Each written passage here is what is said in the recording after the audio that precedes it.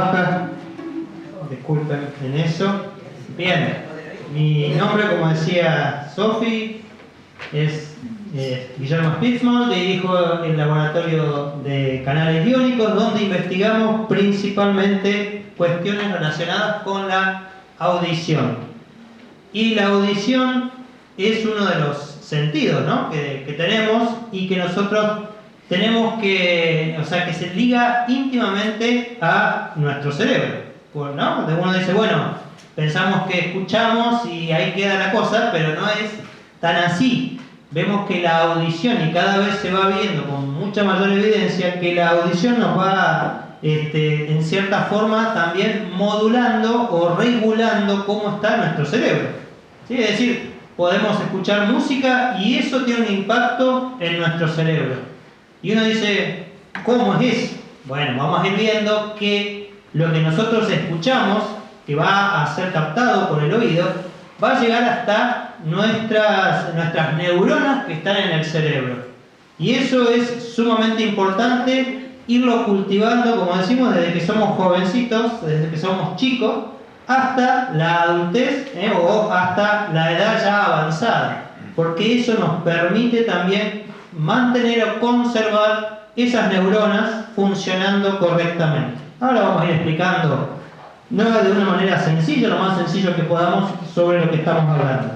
Me voy a correr, estoy medio trabado, porque el micrófono está por acá. Sí, ¿le paso por ahí? Ahora sí. Ahora está. Si no, estoy en realidad porque quiero que tenemos algunos sonidos para escuchar.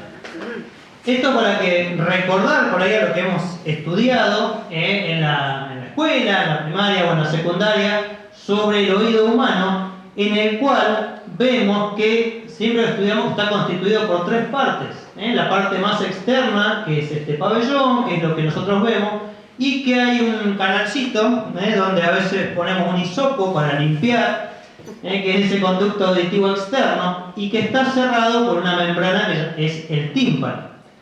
Esta es la estructura a la cual nosotros podemos acceder. De acá en adelante, desde ya no, porque tenemos esta membrana que es delgadita, es bastante débil, y se puede dañar fácilmente si introducimos algún elemento por este conducto. Ahí, atravesando ese conducto, vamos a encontrar en la zona esta que se llama el oído medio, donde encontramos tres huesos que son muy chiquititos, son los más chicos de nuestro cuerpo, y conectan esta zona del tímpano con la estructura que finalmente va a censar el sonido, que está en el oído interno, en esta estructura que llamamos el caracol.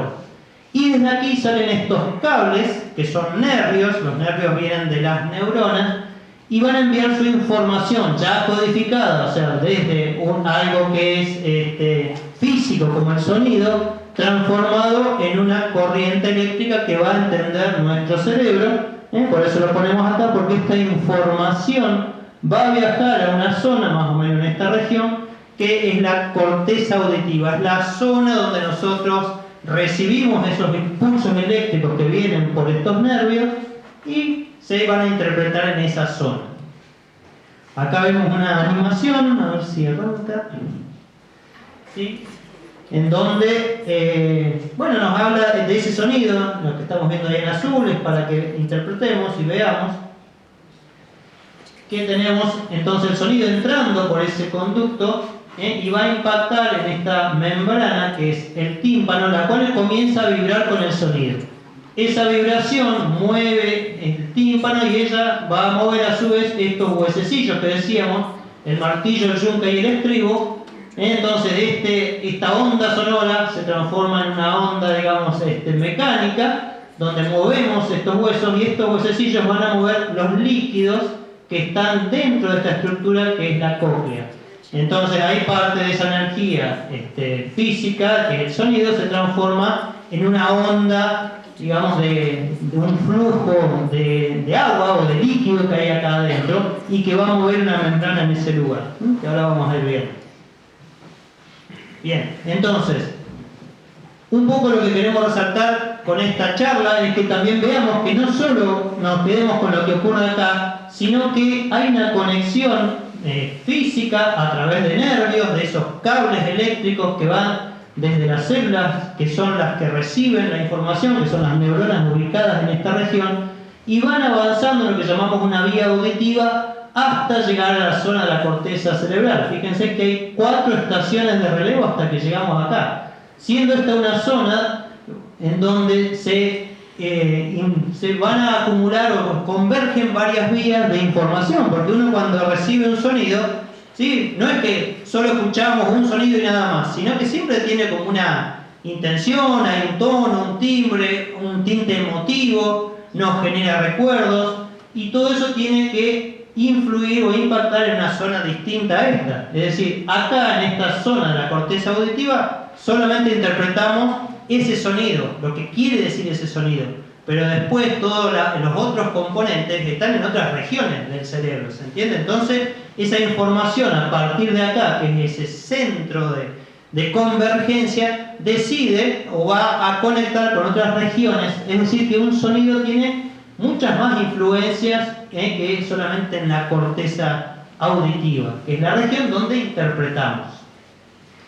Bien, acá volvemos un poquito a esta estructura de la cóclea y decíamos que hay unos líquidos que son movilizados, ¿no?, por ese martillo, yunque y estribo, y esos líquidos van a mover una región, esta que se llama la membrana tectorial, que está esta que vemos acá. Entonces ahí empieza a vibrar y las células sensoriales, las que van a captar finalmente el sonido, que son estas células ciliadas, que tienen como unos pelitos, por eso se las llama células ciliadas, que están contactando con esta membrana, comienza a vibrar y se empiezan a mover los pelitos. Y eso genera una corriente eléctrica que va a ser captada por estos nervios o cables eléctricos.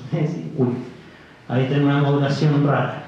Bueno, ¿sí? Entonces, ¿por qué podemos percibir los diferentes sonidos? Vamos a ver que el sonido tiene 2 características, ¿sí? Entonces podemos detectar distintas cualidades del sonido. Una de ellas es la intensidad, ¿sí? Entonces esto está relacionado con el volumen del sonido, es lo que nosotros decimos los decibeles. Ahí teníamos un ejemplo, a ver si podemos ponerlo brevemente. O sea, nosotros, una cosa es el volumen que le damos a ese sonido.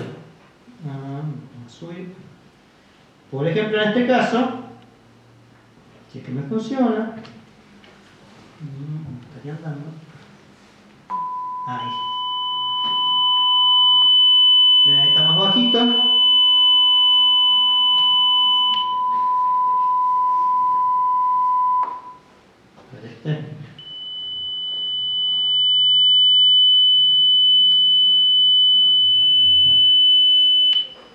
No me quedó tanto la diferencia, pero uno puede ir, va desde lo más bajo a una misma frecuencia ascendiendo.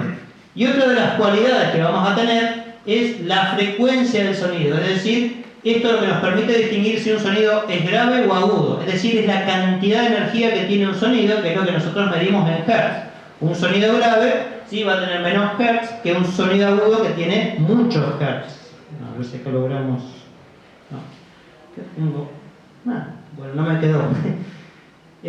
Se me ha corrido. Bueno, entonces, pero si entendemos el concepto, y ahora igual vamos a ir viendo que en esa frecuencia auditiva que nosotros tenemos que percibir, tenemos este rango auditivo. Es decir, ¿qué frecuencia nosotros podemos escuchar? Frecuencias de sonido, con sus distintas intensidades, con sus distintos volumen, con los decibeles que tiene. Entonces, el rango auditivo es ese rango de frecuencias que podemos percibir, que nuestros oídos son capaces de percibir. Y hay diferencias con las distintas especies. Acá estamos viendo el rango de audición humano, lo que va desde acá, desde 20 Hz a 20.000 Hz. Estos son sonidos graves y estos son sonidos agudos. Por debajo de esto es lo que llamamos infrasonido. Nosotros no lo podemos percibir. Y por encima de esto es lo que vamos a llamar ultrasonido, que tampoco podemos percibir con nuestros oídos. Por ejemplo, lo pueden percibir, vieron los animales, los perros, que tenemos esos silbatos de entrenamiento, que tienen más o menos unos 30.000 Hz, y después tenemos los ratones, incluso acá vemos los murciélagos pueden llegar hasta los 110.000 Hz o 110 kHz. Es decir, una frecuencia que está muy por encima de la que nosotros podemos percibir. y ellos lo utilizan para comunicarse, para movilizarse. Incluso los elefantes ven cómo pueden escuchar infrasonidos que nosotros no somos capaces de percibir. Eso es lo que llamamos rango de audición. Y nosotros, como vemos, tenemos un rango más o menos intermedio. O sea, hay especies que pueden escuchar por debajo y hay especies que pueden escuchar por encima de lo que nosotros percibimos. Bien, ahora, en la cóclea, esto está acomodada de tal manera que tiene regiones donde percibe sonidos de baja frecuencia y sonidos de alta frecuencia. La cóclea se llama cóclea porque tiene forma de caracol, y esa forma de caracol está organizada de tal manera, por eso decimos que en la parte más superior se perciben los sonidos graves y en la parte más basal de ese giro los sonidos más agudos. Entonces, cada región va a detectar una frecuencia determinada. Vamos a ver si ahora nos sale el sonido. ¿Ven ahí? Ahí estamos subiendo, yendo desde lo grave hasta lo agudo. Con la edad vamos perdiendo la capacidad de utilizar determinadas regiones de la cóclea. Generalmente no se pierden los graves, hasta los 5.000, 10.000, pero de ahí a los 10.000, a los 20.000, ya con la edad de uno, después de los 40, 50, 60, poco a poco se va perdiendo cada vez más. A mí, por ejemplo, hoy escuchaba alguna 15.000 kHz, a 15.000 Hz, y yo no lo percibo, sinceramente. Y mi hijo dice, pará, sacá eso porque no se aguanta. Y bueno, para mí, nada, es como si fuera un ultrasonido. Entonces ahí vemos cómo nosotros vamos perdiendo esa capacidad, que un poco es natural y a veces estamos como acelerados, ¿sí? Hay una patología también. Entonces, por eso es que tenemos que ir comprendiendo qué parte de nuestra cóclea está funcionando bien y qué parte está comenzando a perderse. Porque tenemos que intentar preservarla el mayor tiempo posible. Bueno, y acá un poco con los niveles de intensidad sonora, lo que decíamos, los decibeles, vamos a ver que vamos desde lo más bajo, que no son dañinos para nuestra cóclea, hasta los más altos. Es decir, nosotros hasta los 80 decibeles que tenemos acá, que hay distintas actividades que pueden generar ese nivel de sonido, 80 decibeles, ¿sí? Ya por encima se empieza a ser cada vez peor, más complicado o más dañino la exposición a esa intensidad de ruido.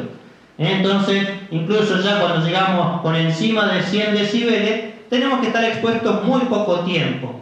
Cuando uno dice como acá, vamos a la discoteca o vamos a estas ambulancias, las sirenas o los aeropuertos, generan un ruido que tenemos que estar muy poquito tiempo expuestos porque si no pueden generar un daño permanente a nuestros oídos, a nuestra cóclea, a esas celulitas que están percibiendo los sonidos. Bien, más allá de eso, no solo queremos hablar de la sordera, que vamos a hablar un poquito, sino que también veamos algunos aspectos, ¿sí?, del cerebro y el sonido. Como vemos acá, entonces, bueno, ahora no sé si lo puede bajar. No tiene que bajar manualmente. ¿Sí? Cuando nosotros tocamos un instrumento o escuchamos atentamente a un sonido, ese sonido que se genera en nuestra cóclea va a llegar a la corteza auditiva y de ahí se transmite a distintas regiones de la corteza, que puede ser la corteza motora, la parte emocional, ¿sí? Entonces, tiene un efecto mucho más profundo que solamente sobre, como decíamos, la corteza. Por ejemplo, acá, si estamos percibiendo y se estaba registrando la actividad cerebral a medida que se escucha una melodía y vemos cómo inicialmente se activa la corteza auditiva, pero luego esto se va trasladando a distintas regiones. Dependiendo si la música agrada, no agrada, la persona está, digamos, le gusta lo que está escuchando o no le gusta, entonces se iban activando distintas regiones. Entonces acá, si bien está en inglés, disculpen, no encontré una mejor, pero hay distintas áreas que se van activando y que nos permiten ir viendo que la música tocada y percibida de esta manera activa regiones, por ejemplo, como la corteza prefrontal, que tienen que ver con el comportamiento, con la expresión, incluso algunas con la creatividad, regiones de memoria, regiones de la parte sensorial y más, como decíamos acá, si se está aprendiendo o ejecutando un instrumento. Es como un ejercicio completo para el cerebro, es decir, es como que el cerebro está haciendo ejercicio en determinadas áreas. A ver, como cuando vamos al gimnasio y estamos trabajando un músculo específico, bueno, acá es similar o casi igual. De hecho, debemos decir que esas zonas del cerebro que están activas se empiezan a engrosar porque la corteza, que es donde están las neuronas, o sea, empieza a haber mayor cantidad de neuronas y mayor conectividad de esas neuronas, lo cual ayuda a mantener nuestro cerebro saludable, que es un poco también lo que estamos acá y queremos transmitir esas ideas desde distintos puntos de vista de lo que pasa en el cerebro en distintas circunstancias. En este caso a nosotros nos toca el sonido. Acá, como decía Sebastián, nos hablaba del aprendizaje, cosas que hemos aprendido y, como dicen, ¿por qué las aprendimos? Y las sabemos porque nos la dijeron. Pero también está bueno que vayamos aprendiendo y experimentando, ¿no? Desde nuestra propia óptica o lo que podamos hacer. Nosotros sí podemos escuchar música, sí podemos prestar atención a esa música y también podemos aprender a cualquier edad a ejecutar un instrumento. Y eso va a tener grandes beneficios a futuro en nuestro cerebro. Bueno, muy justo. Otro aspecto es, también se ha visto que tiene efectos sobre esta zona del estriato, que son las que liberan dopamina. Esa dopamina es un neurotransmisor que nos da placer. ¿Sí? Entonces uno siente placer cuando escucha música. ¿Por qué siente ese placer? Porque se activa esta región que libera dopamina, que por otro lado también se genera o liberan dopamina en muchas otras circunstancias que nos generan placer y que incluso generan adicciones. Está muy relacionado este centro con las adicciones. ¿Sí? Cuando uno consume drogas y alguna droga que es estimulante, también genera esta liberación y ese placer. Pero el placer no es felicidad, es simplemente placer. Cuando se termina ese estímulo, se acaba el placer y no nos queda la felicidad. Entonces, por eso tenemos que ir aprendiendo a estimular este centro, pero de una manera natural, como por ejemplo, como dice acá, con la música. Bien, en cuanto a la pérdida auditiva, vamos a decir que la sordera es la disminución de la capacidad para percibir sonidos que se pueden generar por ruidos intensos o con la edad incluso. O sea, es lo más habitual. Tenemos dos tipos de sordera, una sordera de transmisión, espero que me funcione, en la cual tenemos alteraciones.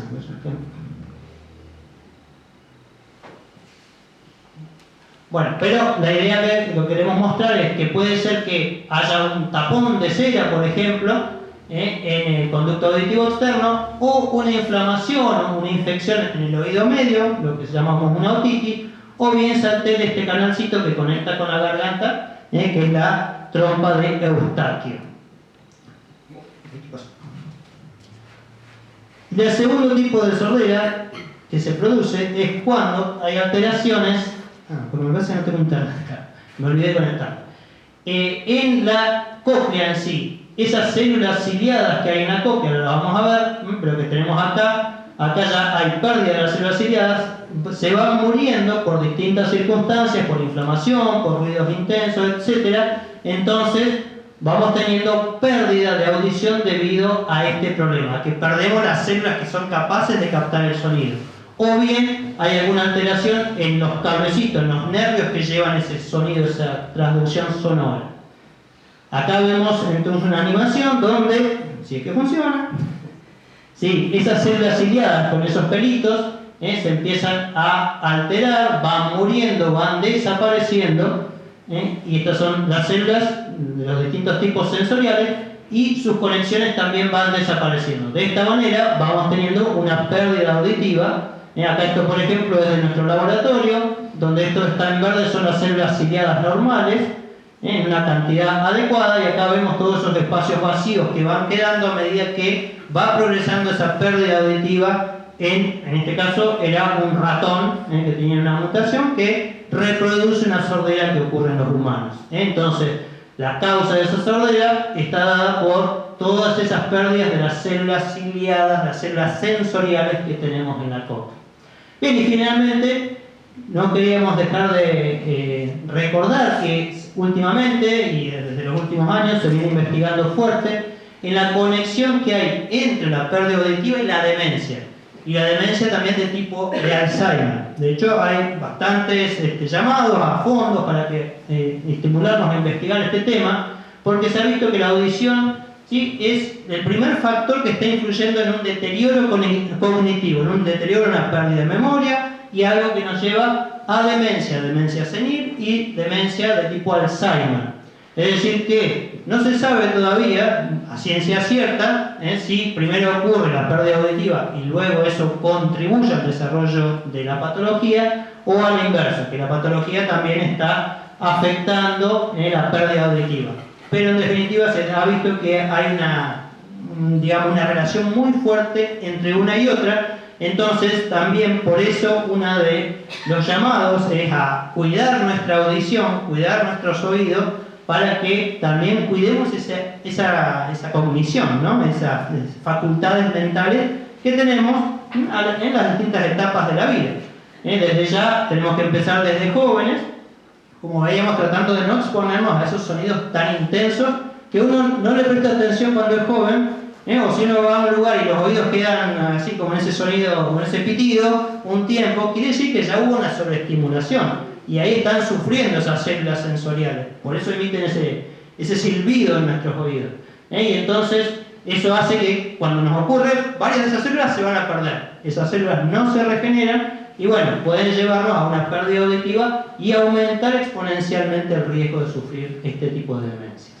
Bien, muchas gracias. Acá les dejo un link que después, si no, lo podemos pasar, que es desarrollado por la OMS, ¿sí?, y para que uno puede chequear su audición, y se ha visto que es tan efectiva como ir a un otorrinolaringólogo. Espero que no haya ninguno acá, pero más o menos, si lo hacemos bien, hasta un 80, un 85% de certeza relativamente diagnóstica tiene con respecto a lo que haría un otorrino. Así que bueno, muchas gracias.